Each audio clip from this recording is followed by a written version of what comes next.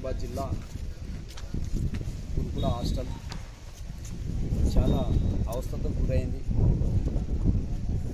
ఇది మెయింటెనెన్స్ లేక, బాత్రూమ్లు కానీ నీట్నెస్ లేక, ఇక్కడ వాటర్ సోర్స్ సరిగా లేక, డ్రైనేజీలు సరిగా లేక, విండోస్ సరిగా లేక, ఇక్కడ నీట్నెస్ లేనందువలన పిల్లలు చాలా అవస్థతకు గురయ్యి 2 రోజుల నుంచి వాళ్ళు చాలా ఇబ్బంది పడుతున్నారు. ఇప్పుడు ఇక్కడ మేము చూస్తున్నాం, మా ముందరనే పిల్లలు చాలా కడుపు పట్టుకొని కూర్చుంటారు, వామిటింగ్లు కూడా చేస్తున్నారు, మోషన్స్ అంటారు.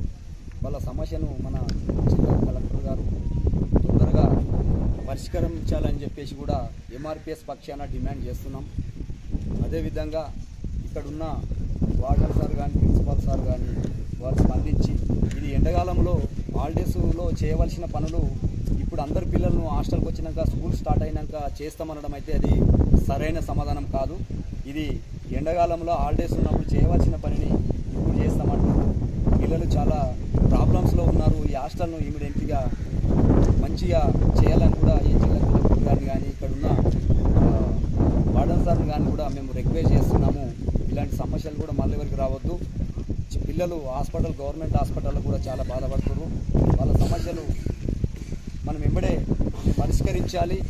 తల్లిదండ్రులు చాలా ఆందోళనకు గురయ్యి భయపడుతున్నారు, మా పిల్లలకి ఏమవుతుందని చెప్పేసి మేము బయట వింటున్నాం, చూస్తున్నాము, ఇక్కడ కూడా వచ్చినాం. కాబట్టి వాళ్ళ సమస్యలను మనం వెంబడే పరిష్కరించి వాళ్ళకు సరైన న్యాయం చేసి వాళ్ళకు వచ్చే నిధులు నియామకాలను వాళ్ళకి కేటాయిస్తే, ఈ హాస్టల్ సవలతులు వాళ్ళకు మంచిగా సపోర్ట్ చేసి వాళ్ళకి మంచి ఇస్తే హాస్టల్ మంచిగా ఉంటుంది, పిల్లలు కూడా మంచిగా ఉంటారు, వాళ్ళ భవిష్యత్తు మంచిగా ఉంటుంది అని చెప్పేసి కూడా ఎంఆర్పిఎస్ జిల్లా పక్షాన నేను రవికుమార్ మాది గారిని మాట్లాడుతున్నాను.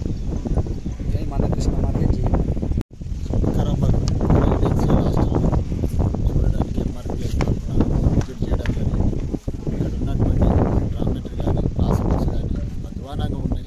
పిల్లలు వామిటింగ్ చేసుకుంటూ మామూలుగానే ఇక్కడ ఉన్న వర్కర్స్ సరిగా లేరు. వర్కర్స్ని వెంటనే రిక్రూట్ చేయాలి. అదేవిధంగా టీచర్లు వెంటనే రిక్రూట్ చేయాలి. ఇక్కడ ఉన్నా కానీ అపరిశుభ్రంగా ఉన్నాయి. డ్రామెటరీ కానీ, క్లాస్ రూమ్స్ కానీ ఏవి మంచిగా